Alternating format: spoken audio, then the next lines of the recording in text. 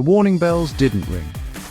They exploded, phones buzzing inside Westminster, lights burning past midnight in Buckingham Palace, a last-minute seat reserved for a prince who swore he wouldn't return.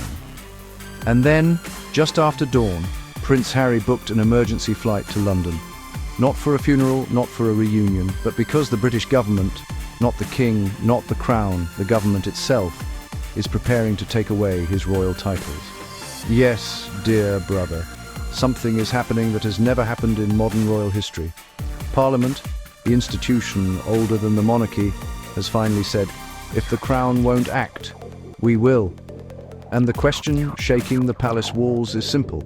How did things get so bad that the government is now stepping in to discipline a prince? Tonight, we unfold a story that mixes history, politics, betrayal, and family warfare, all leading to the moment that forced Harry to rush home.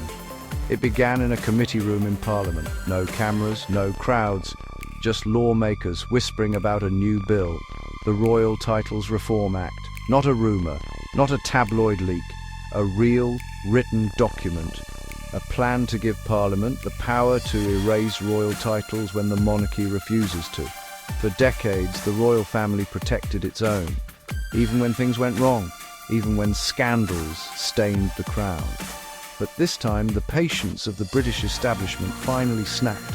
One lawmaker said privately, "Royalty is not a brand. It's a responsibility. If they reject that responsibility, then the titles must go." The message was not subtle. The monarchy tried to stay calm, but behind closed doors, panic began to grow. Here's what the public didn't know. For months, Prince William has been pushing quietly, strategically, asking for something his father refused to do: remove Harry and Meghan's titles, not out of anger, out of fear. Fear that every interview, documentary, podcast, and Hollywood deal was turning the monarchy into a soap opera. William's patience ended long before Parliament's did. Insiders describe him as calm in public, thunder in private.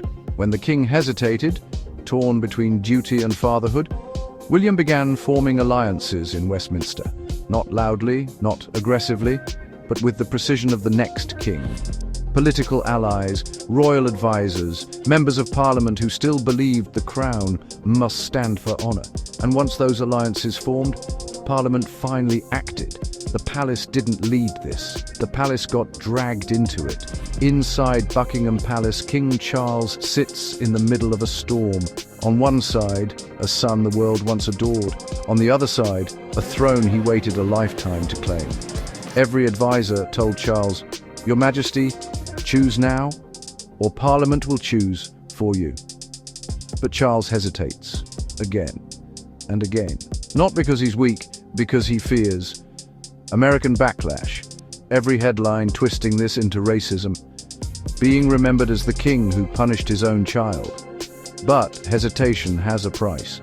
And while Charles protects the peace, William protects the throne. It becomes clear to everyone around them. The king is the crown. But William is becoming the power. Meanwhile, in Montecito, Meghan Markle wakes up to a nightmare she never imagined. Both could lose their royal status simply for living in America. Meghan sees this as betrayal. Parliament sees it as policy. But emotionally, it's devastating. For the first time, Meghan understands. This isn't just about her anymore. It's about her children, their legacy, their identity, and Parliament is prepared to erase it. London wakes up to golden sunlight as the final draft of the reform bill is completed. Politicians call it a constitutional spring cleaning. But inside Buckingham Palace, advisors whisper the truth. It feels like an execution.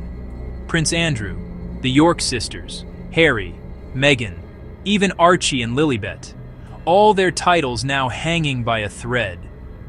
William stands straighter. He didn't wait for his father's command. He created the future himself. Charles sits quietly, his crown suddenly heavier. Meghan and Harry face the world not as royal rebels, but as individuals stripped of the identity that once made them global icons. And Britain enters a new era, where even royalty is accountable.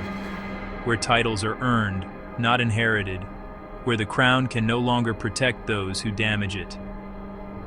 My dear listeners, after hearing this emotional storm, this political earthquake, this royal reckoning, tell me honestly, do you think Harry and Meghan's titles should be removed? Or should the crown have protected them? Comment your heart below. And remember, subscribe to Star Gossip Hub, where legends never fade and the truth never sleeps.